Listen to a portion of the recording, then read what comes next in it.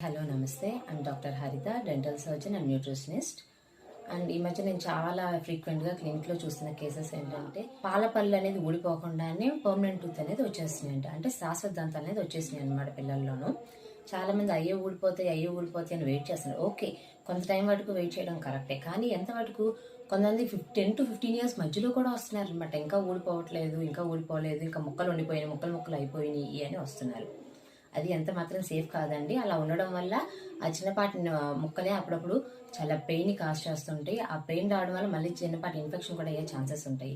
So మనం ఎంత త్వరగా వీలైతే అంత త్వరగా అది పెయిన్ రాకముందే దాన్ని ఎక్స్ట్రాక్షన్ చేయించుకోవడం చాలా ముఖ్యం అనమాట. ఎక్స్ట్రాక్షన్ చేయాలంటే మన పెద్ద పెద్ద ఇంజెక్షన్స్ దాకా అవసరం పని లేదండి. జస్ట్ చిన్నపాటి స్ప్రే చేసుకోవడానికి ఆ పాల పళ్ళు అనేది జస్ట్ చిన్న చిన్న ముక్కలే కాబట్టి అది రూట్స్ దాకా ఉండదు. ఆల్రెడీ రూట్స్ అబ్జర్వ్ అయిపోయి ఉంటాయి. ఆ మిగిలిన క్రౌన్ పార్ట్ అనేది ఉంటుంది. సో ఆ చిన్న ముక్క ఏదైతే ఉందో అది మనం చిన్నపాటి స్ప్రే చేసుకొని తీసేయచ్చు. మీకు ఏమైనా డౌట్స్ ఉంటే కమెంట్ చేయండి, సబ్స్క్రైబ్ చేయండి.